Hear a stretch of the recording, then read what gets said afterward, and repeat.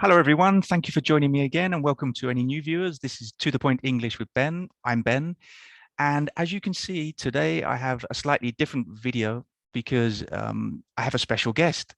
Yeah, I'm going to be interviewing Bella Abellan. Now, Bella is Spanish. She's originally from Granada, but currently living in Madrid. She speaks a few different languages and has lived in a few different countries, but I'll let her tell you more about that.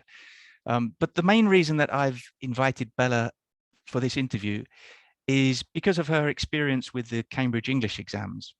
So she has taken and passed the preliminary, so the PET exam, the B2 first, which is also known as the FCE, the CAE, which is the C1 advanced, and the C2 Proficiency, CPE. But it's not only her experience that there are other people, other students who have the same amount of experience, but also her attitude to the exams, which I think will be very useful. And I'm very looking forward very much to getting her tips to help all of you and hearing a bit more about her experience. So, Bella, welcome and thank you for doing this. Thank you for joining me. Thank you for having me. You're welcome. Was that accurate, my introduction? Everything I said was pretty much spot on? Honoring your name. Okay, to the point. Yeah. So first of all, as I mentioned, that you speak, obviously you have a very good level of English, as we'll see, no pressure. But I mentioned that you speak a few different languages. So how many languages do you speak? Well, obviously Spanish and English. I speak French to the C1, C2 level. Right. And then I've studied Korean and Japanese for a while, although those languages are like, I'm in the beginner level at the most. Okay. Still working on it. So we can't quite call you a polyglot, but you, I don't know how many, I think it's more than 5 languages to be a polyglot, but yeah, that's pretty impressive anyway, to have, anything over a C1 level in more than one language, which is not your mother tongue, is very impressive. As I also mentioned, you've lived in a few different countries. So could you share with us which countries you've lived in?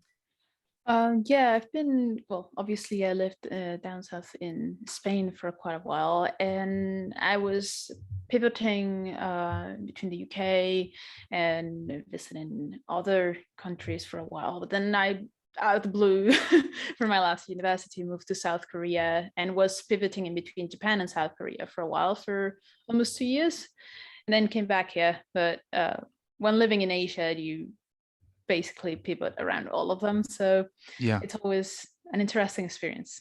Yeah, I can imagine. A very different culture, but and obviously you integrated into the culture and you learned the language. I mean, you say to a low level, but I know that you watch films and series like in the original version. Now there are a lot of popular South Korean films and series now, and so you probably have quite a good level. Yeah.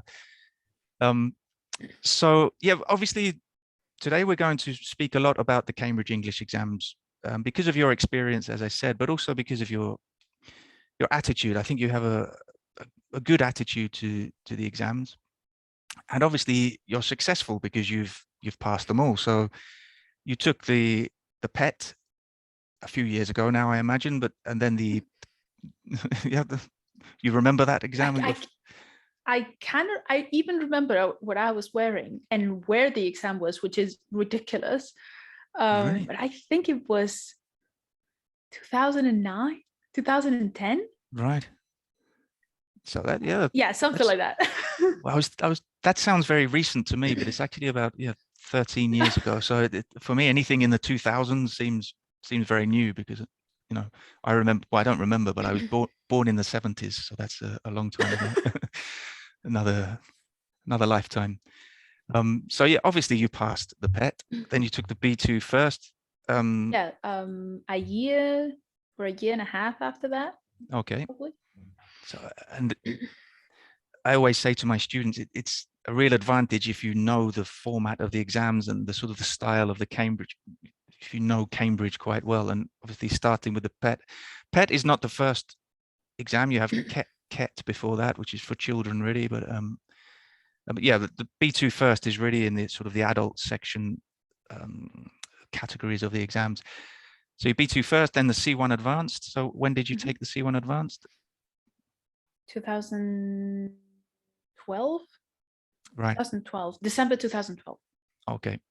Yeah. So then you had a bit of a break, right? Because Yeah. you perhaps were you planning to, at that time, did you imagine that you would take the C2 proficiency, or was that something Yeah. that, yeah, Yeah, I you wanted to get it just for the challenge, just, but then university and other things take the first priority in the list, and you have to go with them. You cannot just be like, oh, I'm going to take 5 months to study for this. You yeah, have other pressing issues. So, and then it just kept getting delayed. So right, yeah. But that's a good point. I mean, it's nice to decide to prepare for an exam, but it takes a lot of time, and life gets in the way. Often you have to think of, be realistic and see how you can fit it into your life. So finally you decided last year, right, that you thought it was a good opportunity to take the CPE or C2 proficiency exam, and you passed it in, was it December or November? Well, you took the November. exam in November, but November. obviously you got the results in December. Mm. So congratulations again, you passed the exam. So my next big question is why? Why did you take, I mean, all of the exams? I mean, I guess when you know, for the PET, maybe it was when you were at school, but the more recent, well, let's talk about the proficiency. Why did you want, as you said, maybe to get the certificate and maybe to complete the 4 exams, but any other I particular mean, reason? if being completely honest, I was just getting so tired of people asking me why I didn't have it, Oh, really? or telling me like, "Oh, you just have a C1. It's fine." And sometimes, and more in the recent years, people just have this degree-itis, very acute. They just want papers in your CV and more masters and more certificates. And having the C1 there was like something real bad hunting me every time I went to an interview. Like, oh, but we saw you have a C1. Do you really have the proficiency? Like, oh my god. And then I snapped at it. I was like, I'm just going to take it for them to stop. Yeah. Of course, it's good for traveling and working abroad and whatnot, but I just wanted to stop explaining to people that I didn't want to just take the time and the money to do that a few years ago when I was finishing my degree. Yeah, that's interesting. Yeah, because I think obviously, I think everybody or most people now put on their CV that they have an advanced level of English, whether it's true or not, and whether they have a certificate to support that or not. And then maybe in the interview they get caught out, or maybe they really have an advanced level of English. But I think it's such a competitive job market now, and if you can just have something that proves, in the ideal world, you wouldn't need this. You wouldn't need to take an exam to prove your level. But I think, yeah, it's a filter, really. It's a filter that, and you obviously have the level, so why not have that certificate to prove it? But yeah, so you have the complete, almost the complete Cambridge set. I mean, you don't have the CAT, but I think PET, FCE, CAE, and CPE is pretty complete. So you have more experience than most people with the exams. But my first sort of question about sort of a practical question is, how did you prepare? I mean, perhaps it's difficult for you to remember the first exams you took, but obviously you're working, and at the same time studying for the exam. So how did you balance that? How did you manage to fit that into your life, the preparation for the exam? At the end of the day, you just need to have determination and to be dedicated to it. If you really want it, you can put your mind to it. It's as anything, like when you want to lose weight, but you don't want to just stick to a diet. Well, if you want to lose weight, you're going to have to stick to a diet. So Yeah. same with this at the end of the day. And yeah, I was busy and I was fitting classes or things in between my lunch breaks or studying it late, but it pays off. So the end and the price would be greater Mm, than the sacrifices you're going to have to make along the way. And if you really like it, if you really want it, those would not even be sacrifices, because mm, you'd be looking like you'd be eyes on the price. mm, So mm. it'll be good. Yeah, that's good. I think that's true. Yeah, I think a lot of people underestimate the Cambridge exams, especially well, all of them. They're all difficult, but and when they get in the middle of the preparation and they realize how difficult it is, they find it difficult to motivate themselves to study when they need to. But I think it just has to be not the priority in your life, but a priority. Sort of move it up. So obviously you have your work, family, friends, but if you really want it, if you want that certificate, you have to make it part of your life and make it a priority. So it's obviously what you did. Yeah. And uh, what what was your approach to preparing? I mean, did you have you said it, I think you were suggesting you just you managed to fit in different preparation or different practice at different times. Did you have a routine or a study plan or something like that, or was it just whenever you could, whenever you found some time? Well, the proficiency is different because one, it had been quite a while since the last one, Mm-hmm, and having lived abroad, having been teaching English for quite a long time at that point, mm-hmm, uh, living with the English at home because my partner is Canadian, so our house is mainly an English household. There is right. no preparation. Your house is, is the study room. But when I was preparing for the advanced, I was preparing also for the exams to enter university. And I remember I really had to allocate a slot, like, okay, from 4 to 5, I'm going to allow myself to sit in front of the computer and watch this series or this YouTube video or read this book that I have in English that I really love, or just make time for it. Yeah, it was exhausting, but it had to be done. Yeah, yeah, that's a very good point too about the proficiency. The difference, I think that's a big difference between the advanced and the proficiency, is that it's very difficult just to study and improve your level to get the level for the proficiency. You need to have the level already, and sort of, and that to do that, to achieve that level, you need to be immersed in English and surrounded by English. As you said, you have your partner you live with, which is great, but I mean that it also takes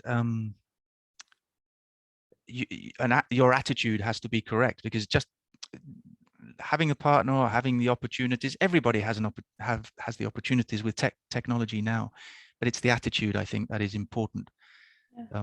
But yeah, with the C1 advanced, you had to be more structured, maybe.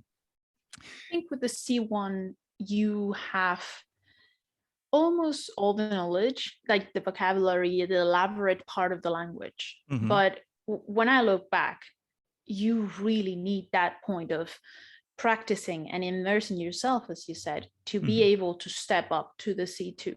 It's or at least in my eyes, it's impossible that someone merely studying mm-hmm, just from a book can go to the proficiency and ace it. Maybe you can pass it, mm-hmm. Yeah. perhaps, but not really have that confidence of getting into a room and like, okay, this is my language too. I can be good at it. I Mm, can talk to you about very complicated topics. It's fine.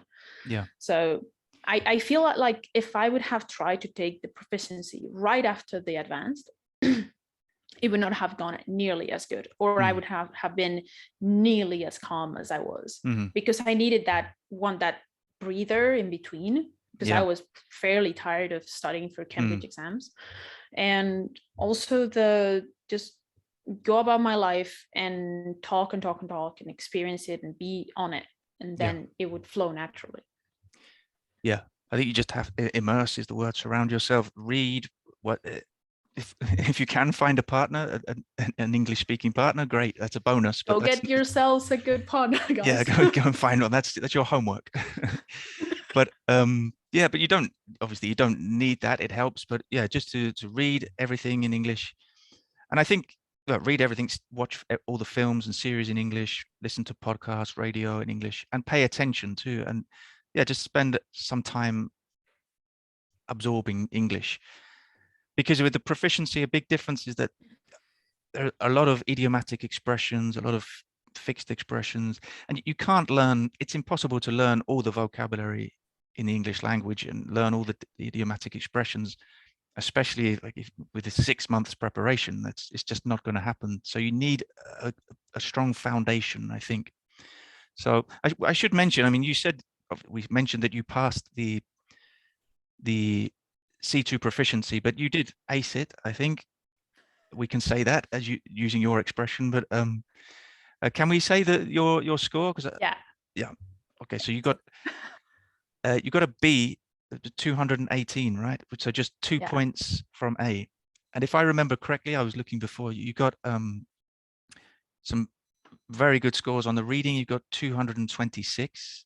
So out of 230, that's very good. I think the speaking was 225 or 26. Yeah. The listening was also very good. I think 225, 226. Use of English 217, I think. And the writing was 200. So that was why you didn't get the A, which 200 is still a pass, just on the limit. I mean, you would have passed if you'd got 180 because the others would have compensated. But so you were very close to getting an A, and they're fantastic scores, extremely good scores. So yeah, it's not just that you passed the C2 proficiency, you got a very good score. So that leads me on to the next question. Maybe I've just answered it for you, but I'm not sure though, because I remember when you were preparing with me, well, I'll ask the question, then I'll let you tell me, but which parts of the exam did you find the most difficult? Which was the most challenging or most demanding? Probably the speaking, because it was a weird situation. We were 4 people in a room. The desks were 2.5 meters apart from each other in a square, and the room had a terrible echo. And we had been doing things all day, and I kept having to yell for the examiner to listen to hear me. And the guy that you're wearing masks too, I guess. Yeah. We could not touch the chair, the book, anything. As soon as we would touch anything, even with the side of our hand, they'd be like, no, don't touch it, don't touch it. Really? So it was a little bit like, okay, well, COVID, yeah, okay. And to put the cherry on top, the guy that I got paired with, as soon as he saw me typing on the reading, he went out and he was like, I think you're my speaking partner, and I have come here just to try, but my level is C1 at best. And I was like, oh dear, like we're in for a ride. Not what you want to hear at that moment. Yeah. And I tried to keep pulling the conversation from him. And even the examiner was looking at me like, oh my God, what's wrong with this man? Because he was sweating buckets and he would just keep looking at me. And at some point he was like, can you just continue the exam just with her? Because I'm really nervous and I'm not going to speak at all for the rest of the exam. I was like, are we really living on this? Incredible. So yeah, it's strange because I understand kind of that somebody just wants to take the exam to see what it's like and try it, but to also get nervous, you think it'd be, usually people are nervous when they're really taking it seriously, not the opposite. So yeah, the worst. I guess he was in front of all the people and he was realizing what a dumb thing he had done. Like, I paid these people $250, $300 just to take this exam for nothing. Right. And he was just, I could see him just going through all of it in his head, like, damn, what have I done? I'm also having this girl here who needs to speak and I cannot provide her with anything. So that was a stressful end of the day. It's the worst case scenario almost, but obviously the examiners appreciated your efforts and you did well because you got an extremely good score. So it was more difficult than it needed to be. But it's a good lesson that in the speaking, you can be as prepared as possible, but you don't know what type of partner you're going to get. And you just have to be prepared. You may have a partner who speaks too much that you need to interrupt, a partner who doesn't speak enough, you need to encourage them. But you need to sort of be confident and take control and try to guide or help your partner, because you probably don't care if your partner passes or fails, but it's better for you if it's a nice conversation at least. So that's an interesting answer, because obviously speaking is a strong skill for you, and in the exam you got a very good score. Maybe people would have expected you to say writing was the most difficult because it was your lowest score, but I mean, I remember the writings that you sent me before the exam. They were very good. They were excellent. I'm not an examiner, but I would have given you an A for many of your writings. But what happened? Sometimes you get there, and I love creative writing. I've done it for many, many years. And then I got there and the topics were this uninspiring, your family, like things that you would write about in high school.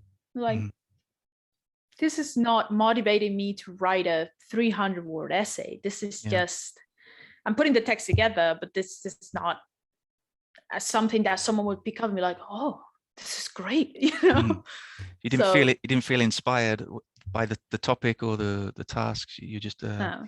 And I read them all, and I was like, all of this is just very plain, boring topics. So yeah, maybe this is one of the problems with the Cambridge exams. They don't really give you much freedom. It's all quite limited and structured, which I think a lot of students like. They like the structure that they, you have to do this, like with the essay, you should have an introduction paragraph, 2 main body paragraphs, a conclusion paragraph, using cohesive devices and impressive vocabulary.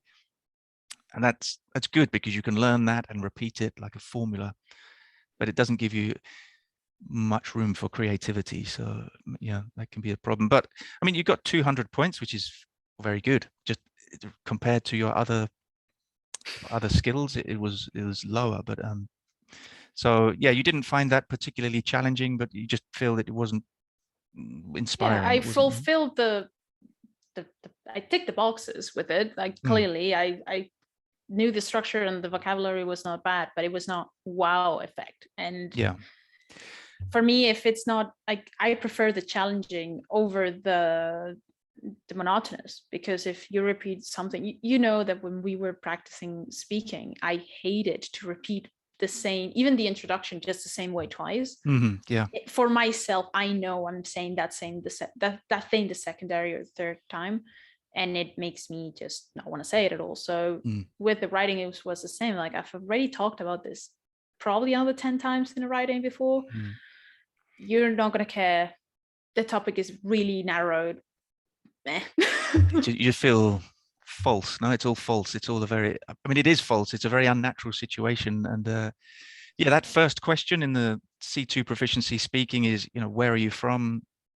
And for a lot of people who get nervous and maybe are a bit more insecure, to have an answer prepared makes them feel a little bit, it calms them down a bit and gives them, just to start.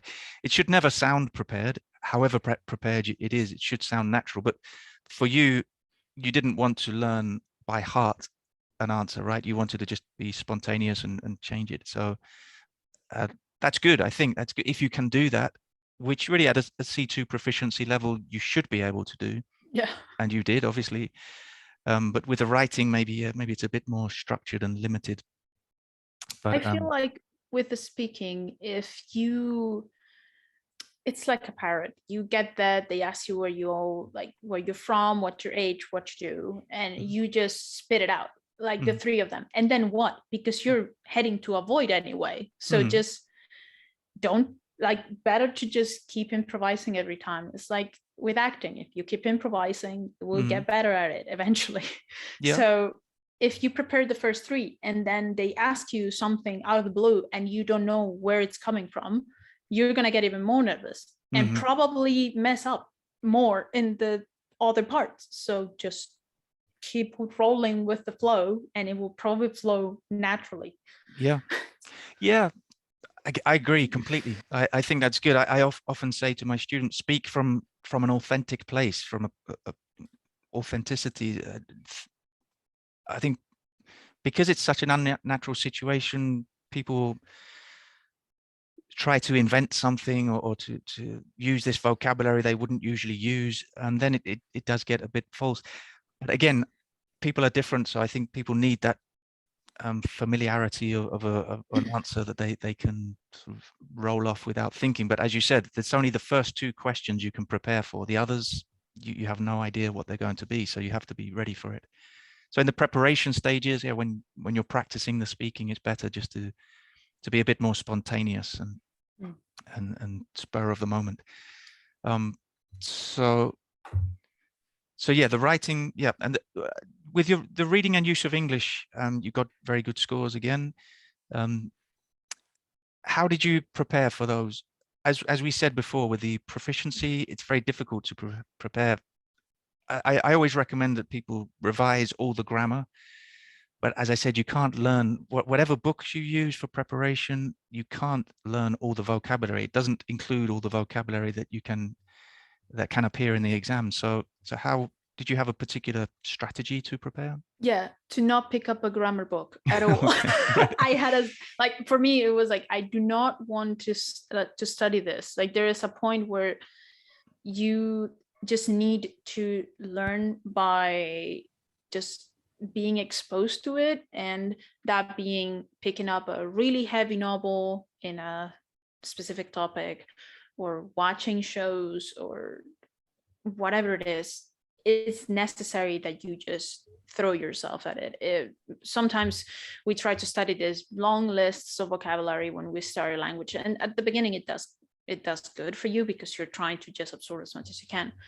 But when you get to this level, trying to just memorize 300 words per day and then spitting them out it's not going to do anything to you. So just pick topics that you're passionate about and just go with them. I was, as I told you, when I was preparing for the proficiency, I had the Barack Obama book on my side, and I would just, and even I took it with me to the exam. In the breaks, I would just read a chapter or two, and watching shows with complicated accents, like The Witcher, for example. It has a really thick accent, and it's great for trying to understand people from different regions.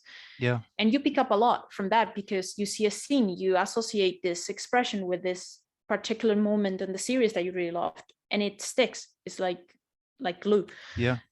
But if you just read it on a list in a paper, it's not going to get anywhere. No, exactly. Yeah, you need context, and you need some kind of, I always speak about an emotional connection for learning vocabulary and grammar to a certain extent. And yeah, in films and series that you like, that's where you get the emotional connection. And I think also, you haven't mentioned it, but I think it's about paying attention. And I think you do that. I think you can just enjoy the film or series or book, which is fine. But when you're preparing for an exam, you need to pay attention to the vocabulary and the grammar.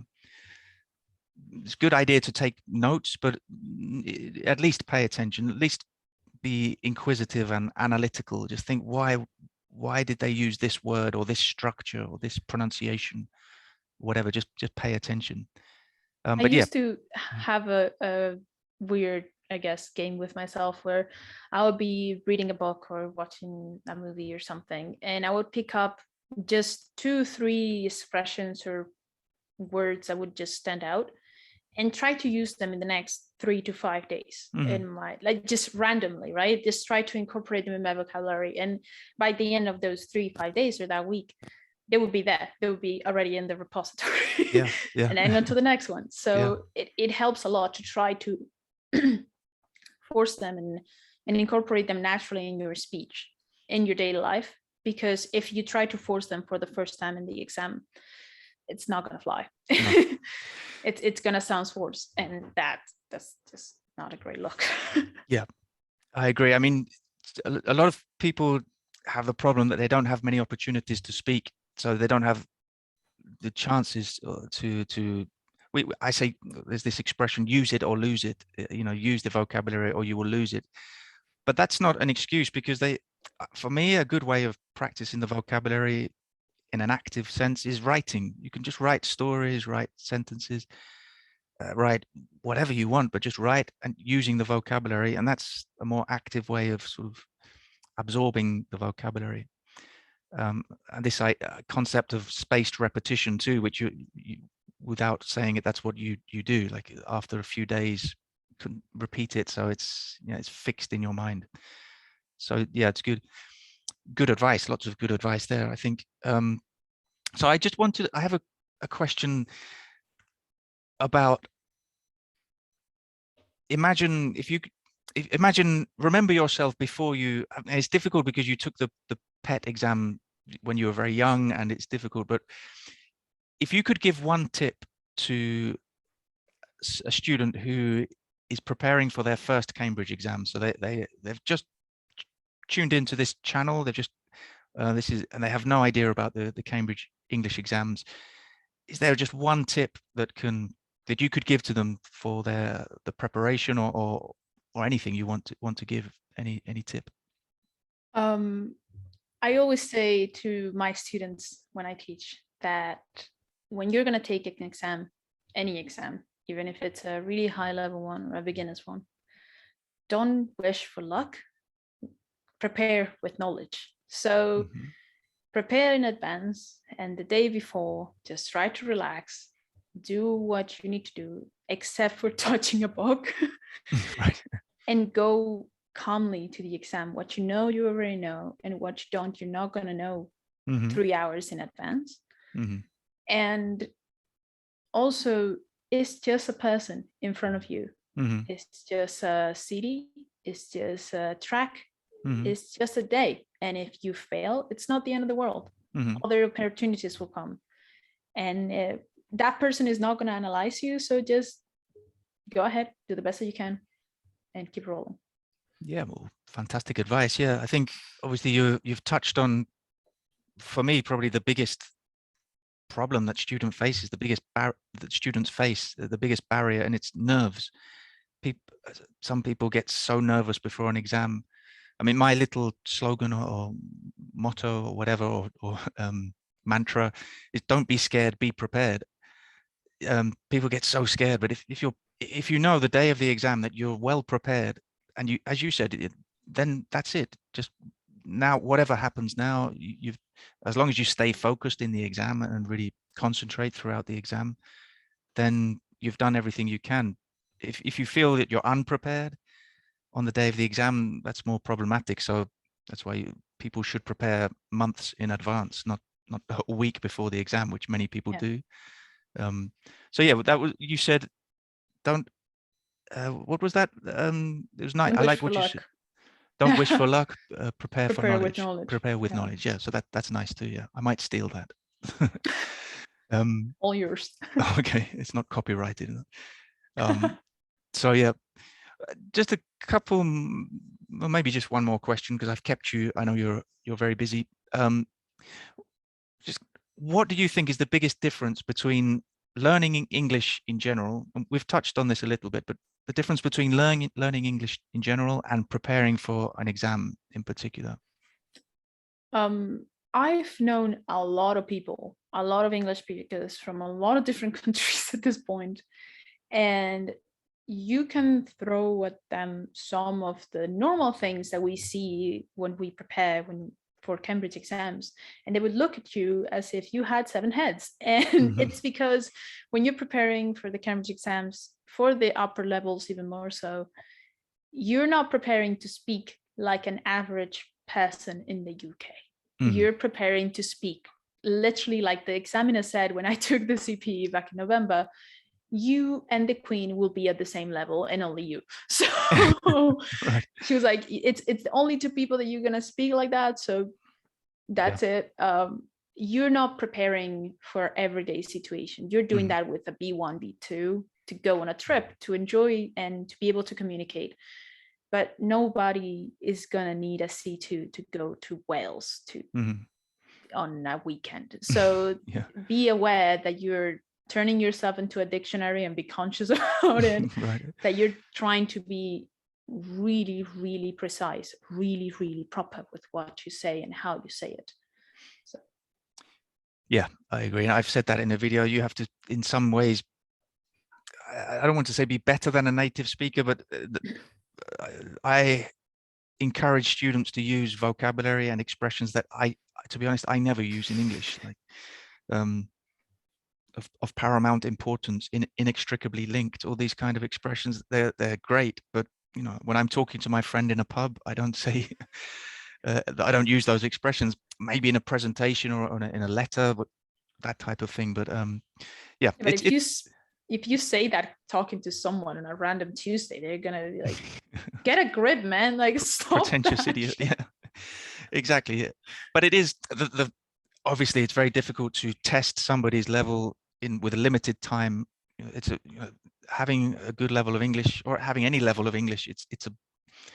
It's not just one aspect. There are many aspects, and the speaking, for example, they have 16 minutes to test you for two people, so it's at maximum 8 minutes each. It's probably in reality 5 or 6 minutes of speaking each. So you have to squeeze into that time as much impressive. I was going to say impressive vocabulary, but I don't recommend that. As I've said in another video, if it comes up, great. If it doesn't come up, no problem. But you can't actively force it, because it will interrupt your train of thought and you will not sound natural and fluent. The fluency and just the way you speak in a natural way is great. And at a proficiency level, some impressive vocabulary should come up, or you should find the opportunity to use it. If not, don't worry, because it's not all about that. You're not going to fail the exam because you haven't used fancy vocabulary. You'll get better more points, better marks if you can do that. But well, just last question perhaps. Do you remember in your the speaking paper of the C2 Proficiency, if you used lots of fancy vocabulary? Did you? It is a blur. Like, it is a complete blur. And it was like 3 months ago. I could only remember just the faces of the three of them, Right. just looking at each other, and I was like, oh my god, I'm on a tennis match and I'm not even playing. Like, it's just something else going on. Right. But I remember that I just talked as I normally do. Like, I'm used to reviewing my papers, or the things that I write, or the things that my partner writes, or something like that. So it's a little bit different, because you're used to just saying things like expressions that we normally use on a daily basis. They come up, and they looked at me at some points when I said, like, oh, just random expressions that we normally use. I cannot even remember now, but like, they looked at me like, oh, she said that. Like, Well, they probably looked at, yeah, she said that, but she said it naturally and in the right context at the right moment. It's precise vocabulary, which is at proficiency, and that's very difficult to force. It has to be natural. So that's I see some students who obviously have a set of vocabulary, and they're obviously trying to force it in. I do sometimes recommend that students learn certain vocabulary that they can use in different situations, but it has to be appropriate and at the right moment in the right context. And that's something very, very tricky. That's why it's a proficiency level exam. That's the difference. and at the end of the day, they don't know you. You can put Oh up yeah, a face, you can turn into a completely different person. I yeah, could be Bella or Clarice yeah. from the southern France that I lost my accent. Who knows? So sometimes, if you're scared, just put a facade. Like, Yeah. it's fine. Nobody knows you. You're probably never gonna see that person ever again in your life. No. So And they don't care either. They don't really no. care about you. It's horrible to say, but they've seen lots of students before you. They'll probably see lots of students after you, Yeah. and they're going to go home and have their dinner, watch whatever they watch on TV. They're just humans, and they don't really care about. So yeah, you can invent things if you want, but don't worry about the impression you're making. If you say something stupid, I always say it's not what you say, it's how you say it. So as long as you stay on topic, you answer the question, you do the task. The same for the writing. It's how you express yourself that's important. With the writing also, like nobody knows if what you're putting there, one of those writings of write a letter of your friend in Timbuktu. Mhm. Who knows if you have gone through that or not? Like just Yeah. try to have, it's easier to just have things on the back just from stories, books, and just random situations that maybe you haven't gone through but other person has, and then use them to your advantage. Nobody knows if it's your friend Mark who fell down a cliff or it was you, so Yeah. might as well use it. Yeah, exactly. Yeah, I think, yeah, because we spoke about before about speaking from a place of authenticity. And I don't think we're contradicting that now, because as you said, it can be something you've read or an anecdote that a friend told you. It's still something real. You're not just inventing it from thin air. You're just borrowing it for that purpose, and I mean, using it to your advantage. of course, it's better if you can talk from a place of my own feelings Mm-hmm. and take it to the things that touch your core. If it's just superficial, probably you will not move the person that is reading it. And it's not about making the Cambridge examiner tear up, for the love of God, but like just if they are checking 300 400 writings that day and you happen to make them actually snap out of the mark, Mm-hmm. you, I don't know if you would get much more of a mark, but you probably get some of the woomph of, oh, that was actually real good. Yeah, I agree. They are humans. I mean, it has to be almost robotic how they market, but they're not robots. And I think that's probably true. If you have that capacity, then that's great. But still, yeah, it's there are many ways to pass the exam, and I think if yeah, that's why I wanted to interview you. It's really apart from your experience with the exams, your attitude. I think you have the right attitude, and I knew you could share a lot of your tips and experience to help others. So I know you're very busy, so I'm going to say thank you very much. You've been very generous with your time and with all your tips. Really appreciate it. I think a lot of people are going to get a lot of useful insights and tips on how to prepare for and pass the exams. So yeah, if the people watching, if you want to see Bella again in a future video, then put it in the comments and I'll convince her to, she didn't sign up for that, but we can. I'm already convinced. I Okay, mean, great. We don't need to I'm convince aboard. her. No, I really think it's been very useful. So maybe people have other questions for you, which maybe, again, no pressure, but maybe in the future you could come back on and I'll interview you again. But so yeah, thank you very much, Bella. And My pleasure. we'll be in touch soon. Okay. Hi, guys.